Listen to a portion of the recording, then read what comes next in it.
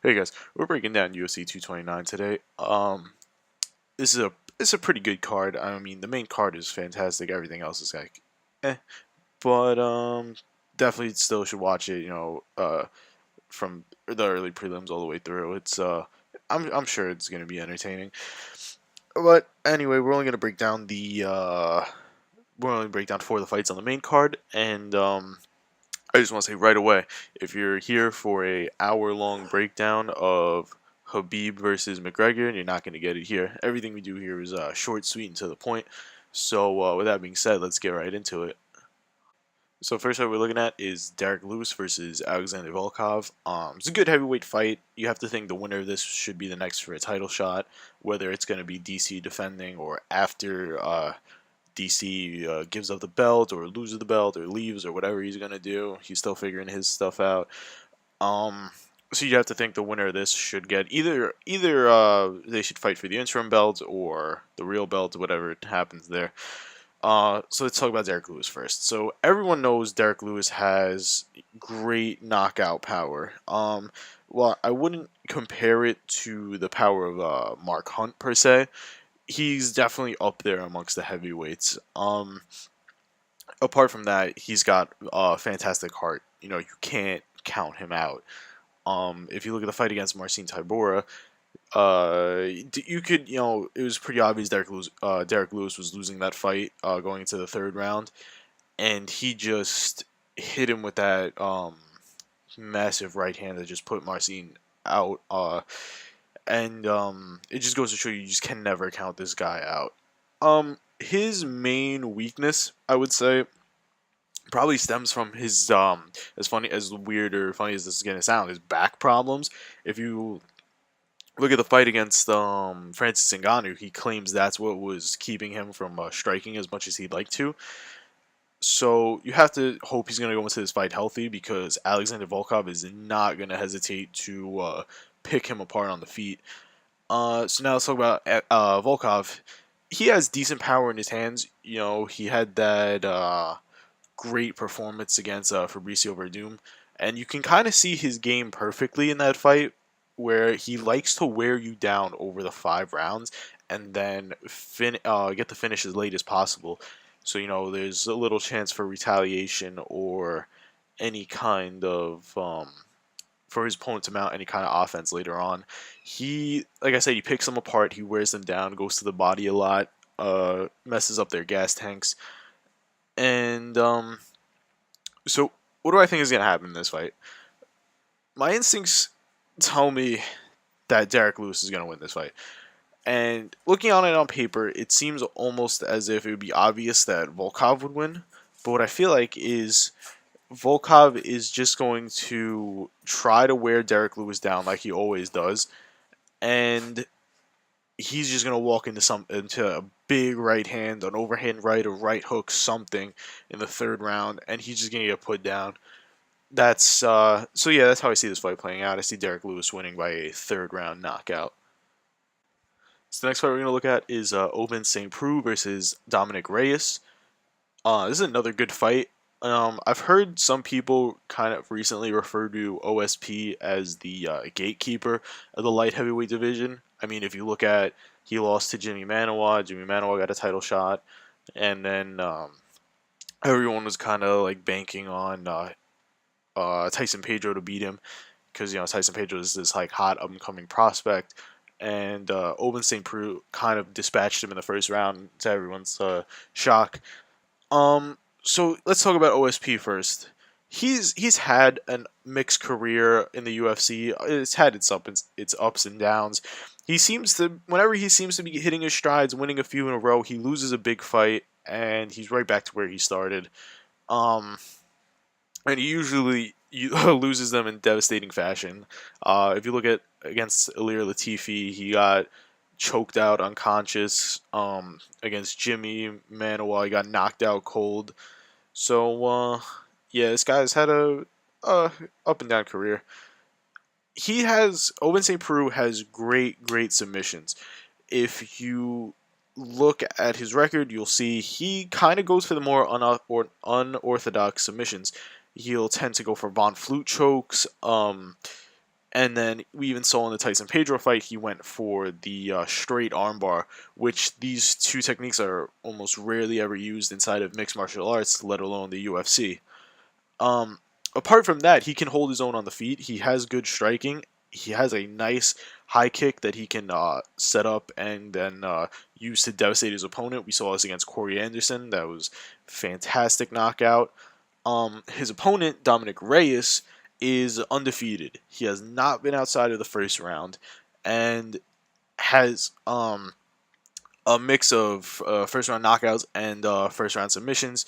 We saw against Jeremy Kimball that he's not afraid to go to the ground, but um, he usually likes to strike. He has that good knockout power, but like I said, he will go to the ground if things aren't going his way.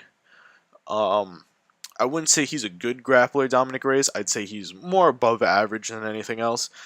But so this fight's hard to pick for me. You're gonna hear me say this with the next three. This fight and then the next two are just those who knows fights where anything can happen. I mean, everyone thought OSP was gonna get dispatched by Tyson Pedro, and then he pulled out a straight armbar out of nowhere and finished him. So this one, I feel like Dominic Reyes is just a different animal, though. I feel like he has, great knockout power. He hasn't really been tested inside the UFC, so we haven't really seen too many of his weaknesses.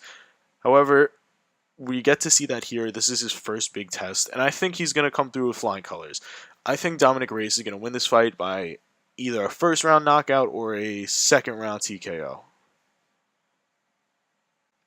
So yeah, like I said, this fight and the main event are just hard as hell to pick. I mean, I saw something on Instagram that said, both of these fights are a who knows fights. You can't act like you know what's gonna happen in this fight, and for the most part, it's pretty much true, because there's just so many X factors in this fight, especially that could sway the outcome in either direction by like a huge margin.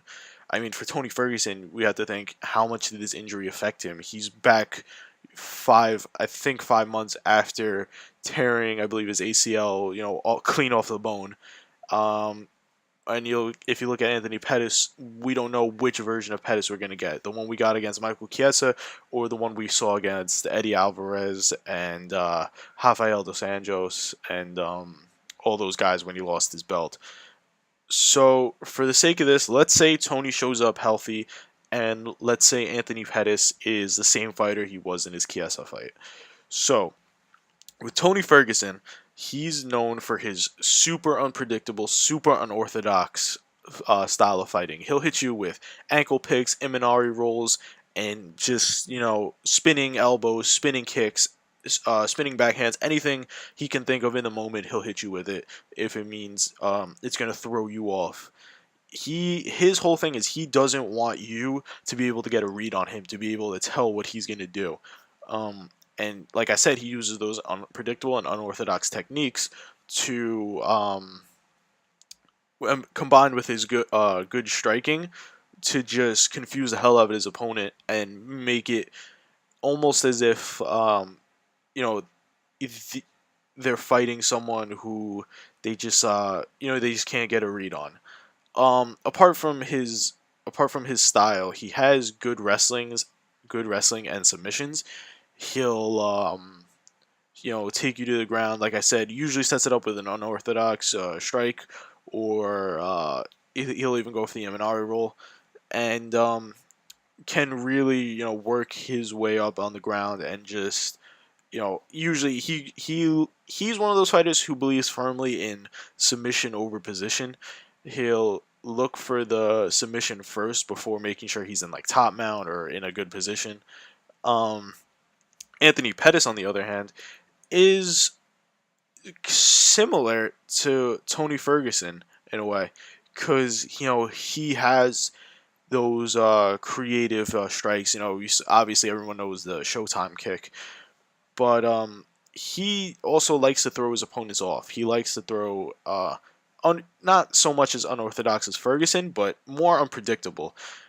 and you see that he has developed this high fight IQ in his long career, where he realizes what he has to do to beat his opponent. You saw this in the Michael Chiesa fight, and he also Anthony Pettis also takes advantage of creative submissions. You saw that with that triangle armbar over Michael Chiesa, and that again, that's what makes this fight so weird. Is that these guys almost mirror each other in a way. Ferguson has good striking and fantastic takedowns and submissions, while Pettis has good takedowns and submissions, but fantastic striking. So that being said, it makes it really hard to pick this fight. And but I have to make a choice. I can't stay on the fence about this. So heat of the moment, I'm gonna say Tony Ferguson by a second round submission. I don't think Anthony Pettis is gonna be able to keep up with Ferguson's unpredictable and unorthodox style, and I think Ferguson is gonna submit him in the second round. Well, here we are, biggest fight in UFC history. It's already breaking the pay-per-view records, and we're still a few days out. Um, how am I feeling about it? Not gonna lie, I'm hype as hell. I can't wait for this fight. I wanted to see these two guys fight since UFC 205, and now they're fighting, and it's like a dream come true. When I found out when the fight got announced, I was hype as hell, man. I'm not gonna lie. Um, you know, this fight makes the hardcore fans happy. They're happy. They wanted to see this matchup for a while. It makes casual fans happy. They want to see Conor back. Everyone's happy. If you're sitting there thinking, "Oh, I didn't want to see this fight. I want to see him fight Diaz. Who cares about this?" Shut up. You're excited for this fight. Everyone is. Um, so let's break this down. If you thought there was a lot of X factors in Ferguson and Pettis, there's even more at play here. You have to think, how is Habib's weight how is his weight cut going? Do we take him at his word? He says this is his best weight cut ever. He's in the best shape he's ever been, and I personally, I'm gonna believe him. I'm gonna say that, yeah, he's taking this seriously. He's cutting the weight the right way. He's gonna make sure he's there on fight night. I hope so. If not, man, if not, that's gonna ruin his image in the UFC's fans' eyes. But yeah, I hope he's gonna be. I hope he's gonna be there. Conor, you won't have to worry about him pulling out. But Conor's biggest X factor is, how has the time away from this sport affected him? He hasn't fought since UFC 205. Um, he's fought in boxing. He's fought Mayweather, the greatest defensive boxer of all time, arguably. But that's a different sport, man. It's different. It's different for work. It's different cardio. You're using different muscles. You don't have to worry about takedowns, obviously, and you just have. We just. I would imagine that in Conor's time off, he still trains. Now, I don't know if he trained specifically for this fight, working takedowns, jiu-jitsu, stuff like that, but hopefully he, stayed on top of it. At least got a few days of wrestling in a week, and I mean, only saying hopefully for his sake. I mean, if not, couple months isn't going to prepare you for Habib. And those are just the X factors outside the fight. Inside the fight itself, it's a question of who can implement whose game first. Can Habib land his takedowns, or will Conor land that left hand? Whichever of these happens first, it's going to dictate how the fight happens. Conor might try to, like, there's so many unpredictable elements in this fight. Conor might try and sneak a takedown in there early on, surprise everyone. Habib might, try and strike with Conor, and these would be insane mistakes on both of their parts, because we realize, what each person's game plan is. That's no secret. I don't have to sit here and explain to you that Habib is going to look for takedowns and McGregor is going to look to land his left hand. I don't have to tell you, you know this already. But if they go for the element of surprise, if they try to surprise their opponent, they put themselves at risk of just lending themselves right into their opponent's game. If Conor goes for a takedown and Habib stuffs it, Conor's in trouble. If Habib tries to trade with McGregor and McGregor tags him, Habib's in trouble. Apart from that, even if you want to break that down further, it's a question of who's going to get pressured, who's going to get backed up. if you're Connor, what you want to do is you want to treat Habib and the cage like they're on fire. Do not go anywhere near them. Stay at that arm's length, land those left hands from a distance, and you'll win the fight 10 times out of 10.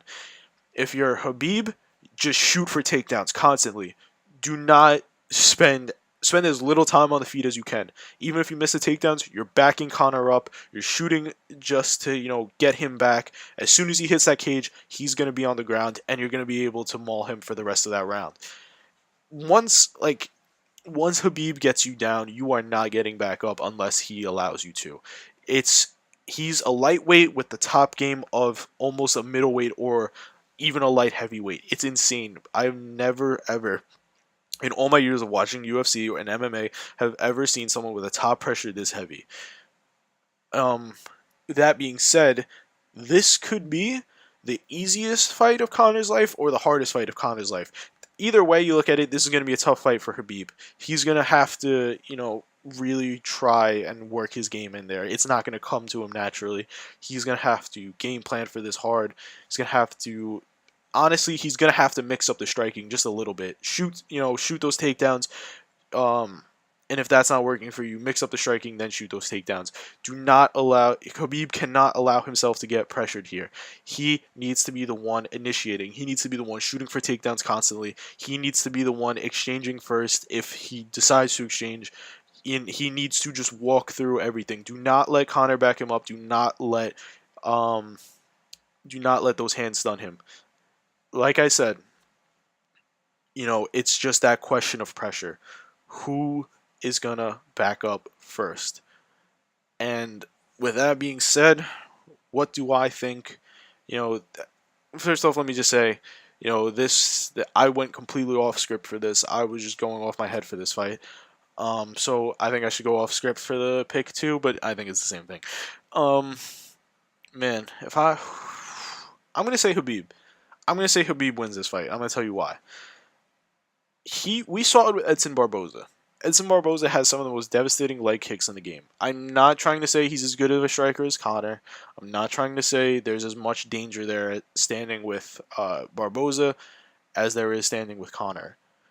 But if Habib can walk through those, if Habib can act like they're not affecting him, it's different with the left hands. I understand that, but if that mindset is there, if he can just shut it out and just come forward, if he puts his guard up and does the same with McGregor's lefts, and backs him up a bit, shoots for those takedowns, I see this being a long night for Conor. So my final pick, I say Habib mauls Conor for 5 rounds and wins the decision to retain his belt. Whew. So yeah, that's it. I hope you guys enjoyed this video. It was a little bit different, especially with the last fight. Definitely more passion involved here, and you can really say that for anyone. People are definitely more involved in this fight than previous Conor fights. Because Habib does have such a big fan base. Even on a personal note, I was a fan of both of these guys, and seeing them fight, it sucks. It's kind of like watching Stipe and DC because you like both of these guys, and it kind of sucks when you think one of them has to lose. So I just don't think it's Conor's night here. I really hope if he loses this, he doesn't retire. He doesn't hang it up. He says he signed an 8-fight contract to the UFC. So I hope even if he loses this, we get that trilogy with Nate. Just whatever happens, I hope Conor sticks around for a little bit longer. He's that rare gem that you want to keep.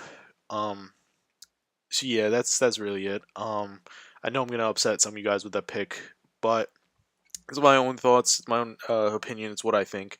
So that's pretty much it. I think the next one I'll do is UFC 230. I'll actually be at that card. I know there's some uh trouble, I should say, going on with the main event right now, and if it is confirmed what it's rumored to be right now, which is Valentina Shevchenko versus Sahara Eubanks, expect to see a rant video. I know it was like air quotes confirmed by Dana White, but I'm waiting for, if there isn't an official announcement on the UFC's page, it's not official yet, so I'm waiting for that. Even on their Instagram, they post, Dana White will confirm something, they'll post it 5 minutes after. It's been a few days since Dana confirmed this, and they still haven't posted it, meaning that Dana is not happy with his main event. He sees how much he's upset. I'm ranting right now. I'm gonna cut myself off before I go on for an hour. So yeah, like I said, that's about it, guys. Hope you enjoyed the video. Please remember to like, share, comment what you think, subscribe, all that stuff. And I'll see you guys in the next video. That's about it. Bye. See ya.